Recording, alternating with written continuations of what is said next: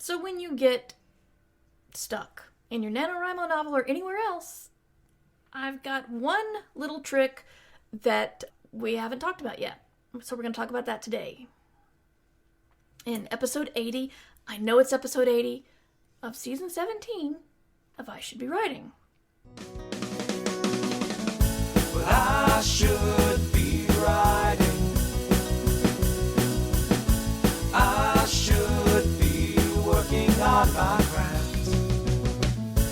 I should be writing.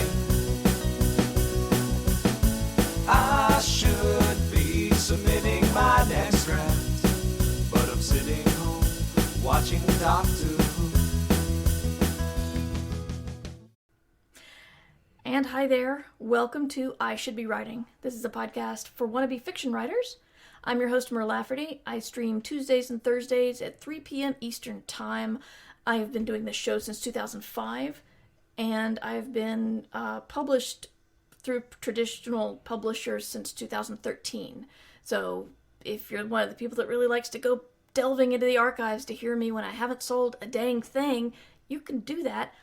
I don't want to do that, but you can. So yeah, we talk about stuff. I've got some work stuff shifting for me that I'm not ready to talk about, but I'll just put it down. It's been a crappy month. It really has. And I keep holding on to okay, didn't catch COVID. And, people around me haven't caught it, so it could be worse. Oh, but I did have...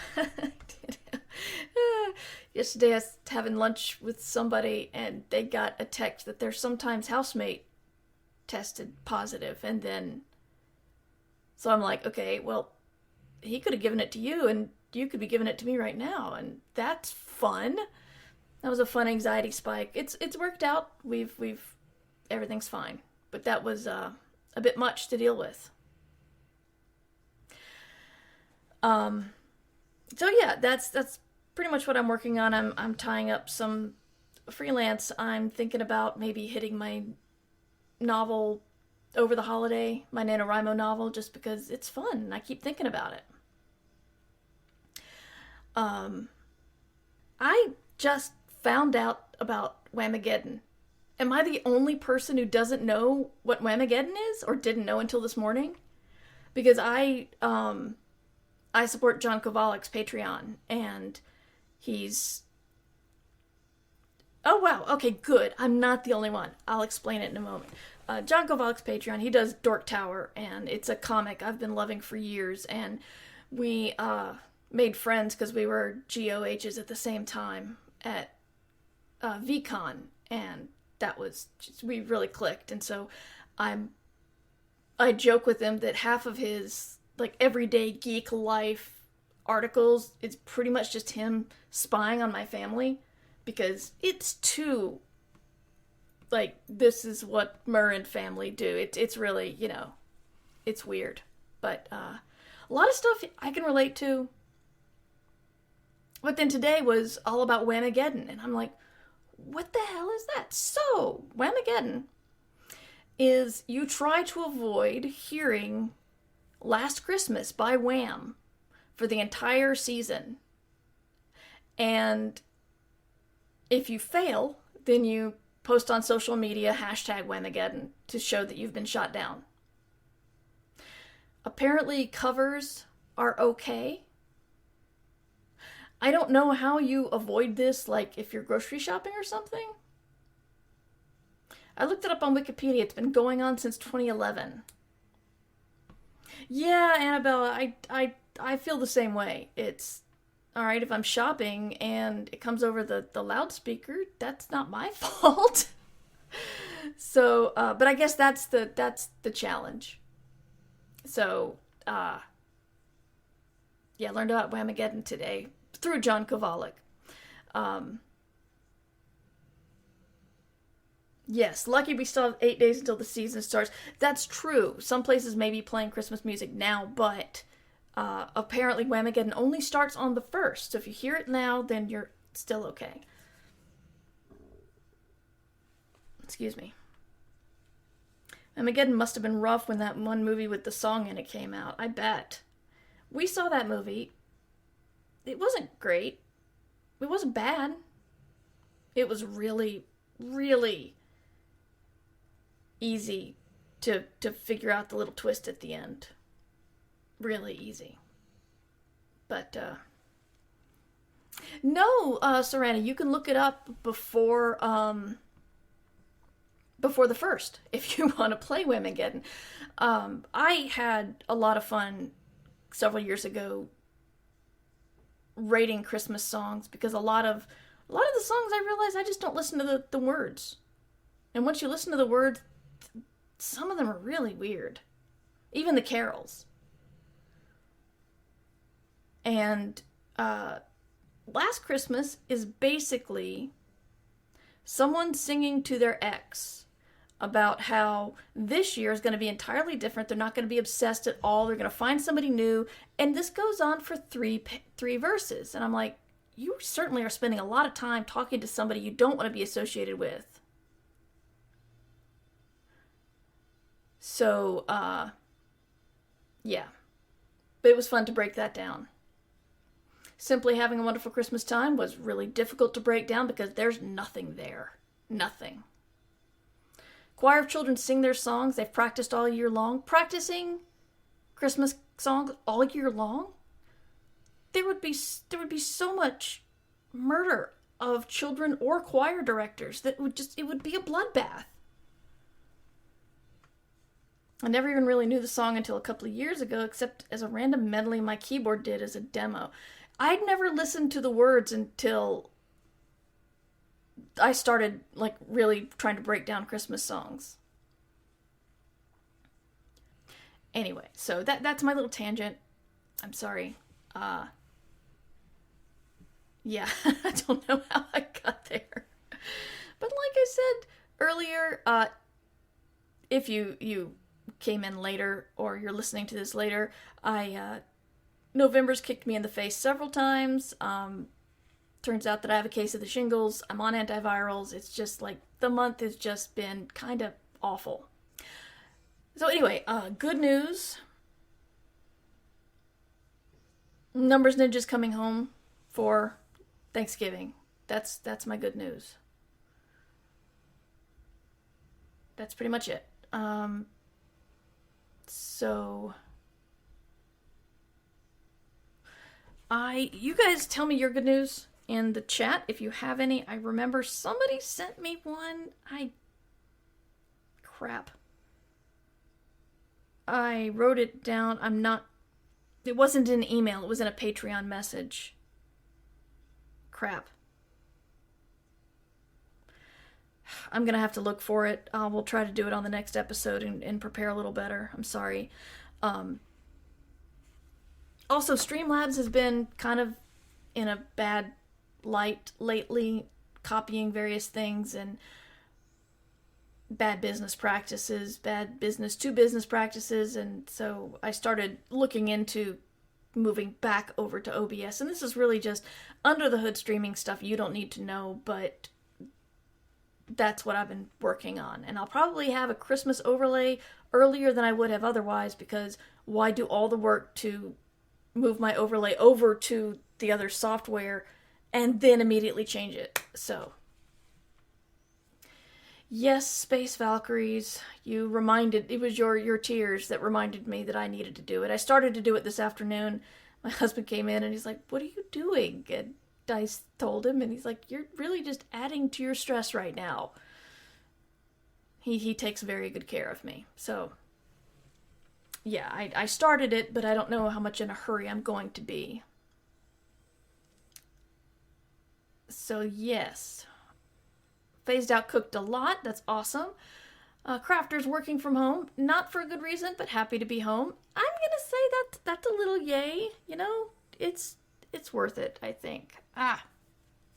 Itchy. Phased Out is putting his menu in the chat. Wow. Chorizo sausage, chicken fillets. Wow. Meatballs, bolognese. That's pretty amazing. my Doctor Who review was used in a podcast I follow. That's great, Jasmine. Feel free to tell us what podcast that is, because that's exciting. Sister found my mom's diamond ring in her last box of belongings. Thought it was lost. Mom passed in August. That ring is an heirloom. Oh, that's so beautiful and sad, Noshi. I'm really glad you found it, or your sister found it. 39K in Nano. Busy cooking for the next 13 days. Wow. Lee has finished testing a release and starting the next round of testing tomorrow. That's awesome. Devo Spice, my recording booth is done to the point where I can actually use it.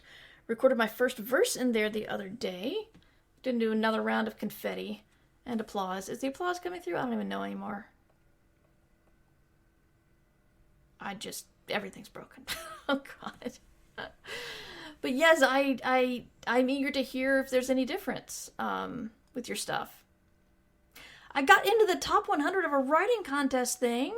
I don't think I'll win, but getting top 100 feels like a win. Space Valkyries. Did you think you would make it to the top 100? Here's a little thing that I've learned in writing, and this is very comforting. When it comes to this, when it comes to putting your work in someone's hand, especially when it has to do with a contest or awards or anything, you can't control what other people think. You can't do it anyway. But when you submit your stuff, it's out of your hands entirely. And you can sit there and think, oh, I'm terrible, I'm awful, it's garbage, but not going to affect the thing because it's already out there and you can't control what they're going to do. And in both ways, if you think it's absolute terrible and you're not going to win, well, they might have something else in mind. Like, oh, this is amazing. Let's give it an award. So, yeah, just, I try to remember that too. It's hard, but it's a good thing and a bad thing that it's completely out of your control. But you got to remember that other people have opinions in this industry, and like it or not, some of them may love your stuff. You're just going to have to deal with it. So, yay for Space Valkyries and the top 100. We're hoping for top 1, but top 100 is pretty amazing. And everybody else who is working on Nano, she's at 18K, written every day, so that's a win. That's great. Serena is doing almost. I'm doing well in Nano and 100% on academic upgrading for math. That's great. Boss dealt with client instead of Jasmine. That's good.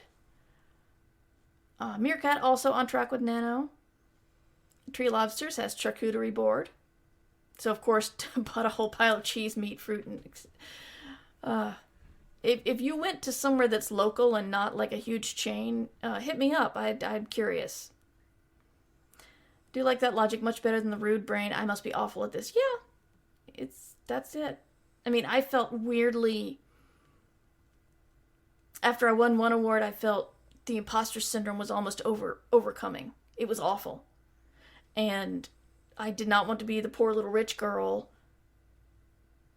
weeping or feeling bad about winning, but I'm just really like, I did not deserve this. How did this happen? This can't be happening. Someone made a mistake. And I talked to Howard Taylor, and he's was telling me, look, you can't, if everybody else thinks you deserve this, then you're gonna get it. That's how it works. You have no control. And that helped.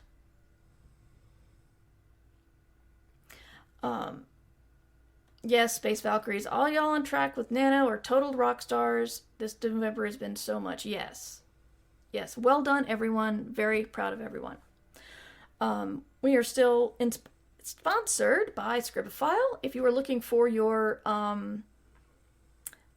a community to attach yourself to, beta readers to help you out, or just someone if you don't know anybody who will look at a story, check out scribophile.com, and you can find people there to work with you. It's a really good community, and they are kind enough to sponsor I Should Be Writing, because I think I love it because it answers one of the biggest questions I get most frequently, which is how can I build a writing group? How can I find other people like me to do it, especially during a pandemic? So, very happy to say we are sponsored by Scribophile. Check them out.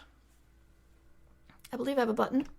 Did the button work? The button worked! Yes! Oh my god. It's the little things, y'all. It really is. Okay, Oh, Underpope got 29 out of 30 on a big project. That's awesome. Yay for the yay button working. Yes, exactly. So, I was doing I was doing errands this morning, and I was listening to David Sedaris' Holidays on Ice. And if you don't know, David Sedaris is kind of a satirist. He's mostly nonfiction writer, and he's the kind of person that observes the weirdest stuff and isn't afraid to say when he is the ugliest person in any situation. There's even like this beautiful piece of his where he's at a zoo with his husband, and he gets mad at him, and he starts thinking he's gonna leave him.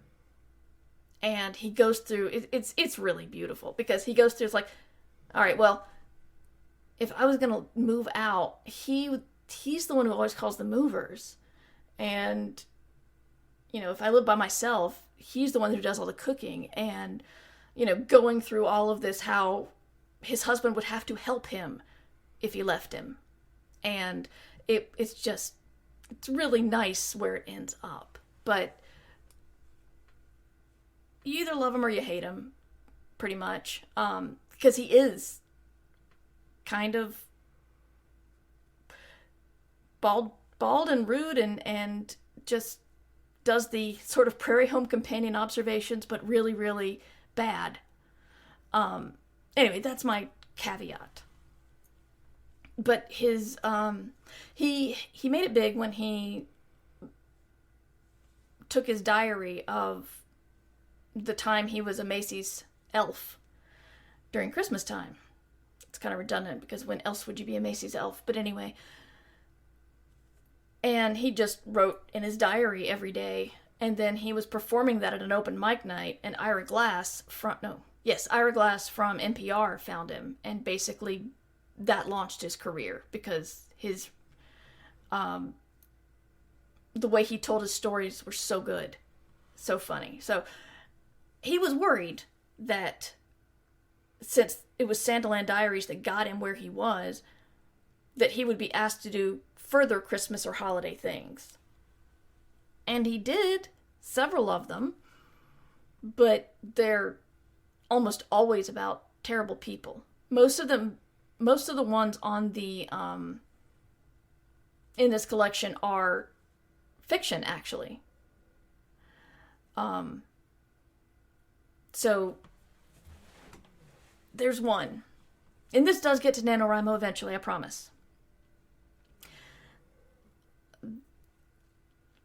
My advice is, if you've hit a wall,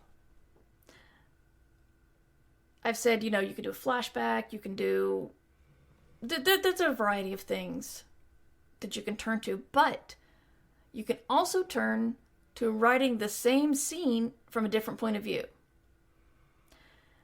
Would I endorse this if you are working on a novel that you needed to turn in to your editor or agent by a certain date? No. Just throwing in a different point of view and telling the same action, it's not going to make for a good flowing book. But for NaNoWriMo, it'll teach you two things. No, it'll do two things for you. One is you get more words, and you really don't have to work too hard, because all the things that happen are already there. But also you learn how looking at a different point of view can change the story, or change how people receive the story. I've mentioned this before. I wrote the novelization for the movie Solo, and at one point I felt like everything ground to a halt, because everybody was doing, this scene had already been played out. Like, I don't know why it was this one specific scene, but I'm like, how in the world am I going to tell the scene the same as everybody else, but different? And I realized, different point of view. And so every time I got stuck in the book, I would then switch points of view and give it, and especially point of view from people, from someone we don't always think about. Because a lot of times your character is the person who, the innocent person who was introduced to something. Such as this scene was Han Solo coming aboard the luxury space yacht and, you know, seeing his old friend and seeing Paul What's-His-Face, who was quite evil. And so in the movie, we see it from his point of view. And because he is seeing it for the first time, it helps us see it for the first time. But then, so I just told it from a different point of view. Going back to David Sedaris, there is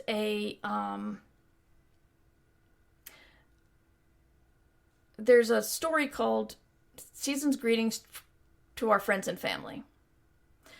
And it's told in a Christmas letter type way.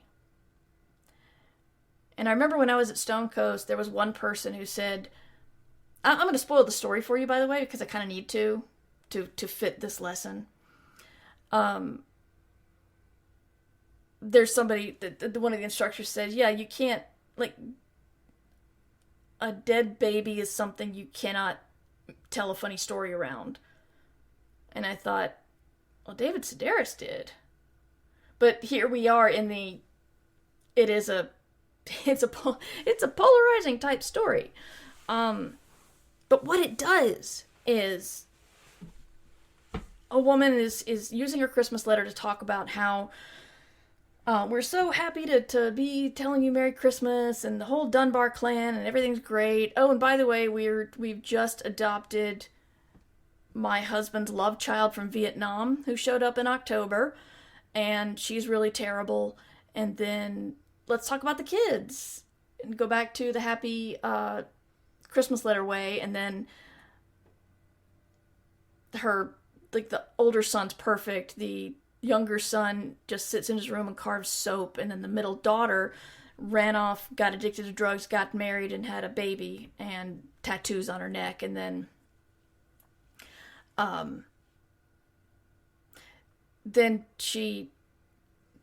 the husband leaves, so they get their daughter into rehab, and then they start taking care of the baby. And then, according to her, the Vietnamese girl kills the baby. And remember, this is all from her point of view, so of course you start thinking, wow, I mean, I feel sorry for the girl, but also imagine being that woman and seeing your husband's love child just appear on your doorstep. That's got to be stressful. And, you know, you kind of identify with her. And then as the story goes on, you're like, that doesn't sound right. That doesn't sound right. Like she was really painting her stepdaughter to be terrible. And the setup was just brilliant because the way she tried to frame the girl. The thing is, even though she didn't want to pay for an interpreter, the cops had no problem paying for an interpreter. And so she's been arrested, and ends the story with, how could they believe I could do that to my grandchild? Also, my first court hearing will be on December 7th, and I hope to see you all there. And being David Sedaris, this is a lot more, it's a lot funnier if you like dark humor. But I like listening to it and trying to understand the unreliable narrator and the different point of view.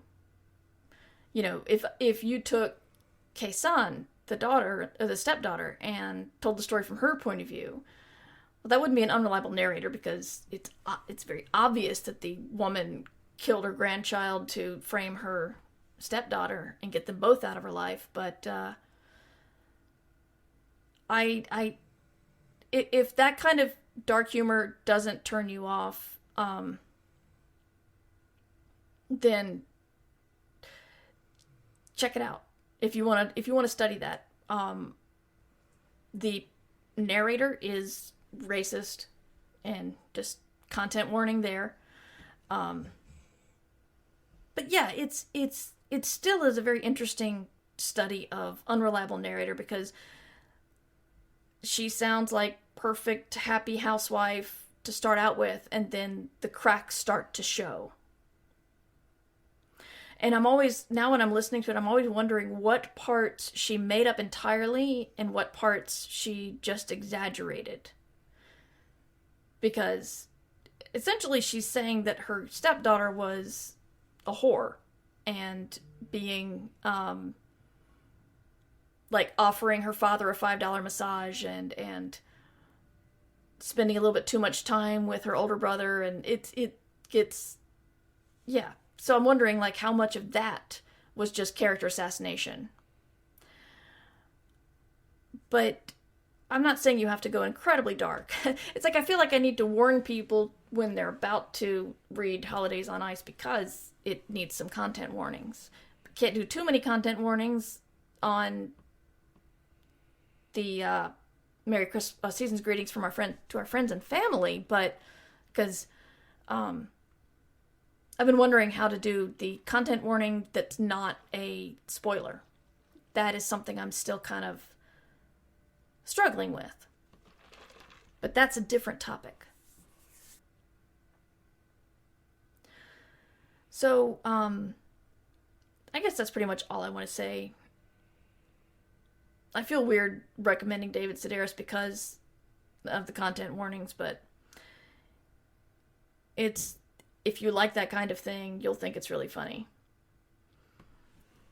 And if you don't, then there are plenty of other unreliable narrators. I'm trying to think of who they are. I think Justine Lalabastier, please forgive me if I just butchered that. She had a story called Liar, and I think by definition the protagonist was you couldn't trust her. So I'm going to end it here for the feed. As I said, November's been rough on me, and I haven't, even with Summer's awesome help, my producer, I wasn't able to get 3 of the podcasts up until this past weekend. So this week you'll be getting a lot of podcasts, and hopefully I can schedule this one when Summer's done with it. For those of you watching live, I will be doing another podcast tomorrow, not Thursday, because Thursday is a holiday in the US. So I'm gonna bang it out tomorrow. Yeah, and then, right, I was gonna make that announcement, and I said that about 40 minutes ago. I will be taking December off of podcasting. I'll still be streaming. I'll be streaming some games. I'll be probably just doing hangouts or AMAs or something. I've been wanting to do some rude cross stitch, so I might do a crafting stream. Who knows? But, and if you show up and there are, if you show up and you have a writing question, don't hesitate to ask it. I'm not gonna say no, I'm not working that hard.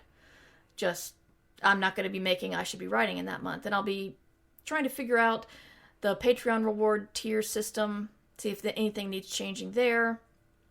And I'll do a relaunch of both the Patreon rewards and the podcast in January. If you are a Patreon supporter, nothing's going to change on your end, because I don't change how much you give me, even if you gave me $5, you said you'd give me $5 a month, and then I took that tier away or changed it. You're still going to be able to support at that level and get most of those things, unless there have only been a couple of things I've cut out entirely, and that's because people weren't really taking advantage of them. So, yeah, that's what's going on with I Should Be Writing. And I think after this month, I'm going to need that break. So, yeah, if you want to get in touch with me, mightymur@gmail.com. My blog is at murverse.com. And you can support via Patreon or Coffee. Is it Coffee? People say it Ko-Fi, but it's Buy Me a Coffee. So I've been saying Coffee, and I don't know anymore. I didn't know I was saying GIF wrong for 20-some years. Ko-Fi rhymes with no fee. I see. Okay. I also said NaNoWriMo like NaNoWriMo for so long until someone pointed out that it's writing, so it's NaNoWriMo. Funny internet words. Merchandise. We have merchandise now. I'm putting it in the chat. You'll see it in the show notes, or you could just go to Redbubble and search for Mighty Mur. If you become a Patreon supporter, you will get access to a secret merch store that all of the items are increased by $1, and that goes to the artist. So I'm making no money off of... You're getting those items at cost if you support via Patreon and then go to that secret store. Right. Language is an ever-moving target, and what are vowels? Yeah. Exactly. So, hopefully see you guys tomorrow at 3 o'clock, and keep working on your NaNoWriMo novel. If you're on track today, you should be about 36,666. I don't have that many, but I'm not worried about it, because I'm going to keep going. But you guys should be writing. I Should Be Writing is available to you under a Creative Commons Attribution Non-Commercial No Derivatives license. Theme music by John Anelio. Art by Numbers Ninja. Production by Summer Brooks. And hosting by Libsyn. Find all of this information and more at murverse.com. And remember, we can't do this without you. Thanks for your support. Well, I should be writing. I should be working on my craft. I should be writing. I should be submitting my next draft. But I'm sitting home watching Doctor Who. Yeah, I'm sitting home watching Doctor Who.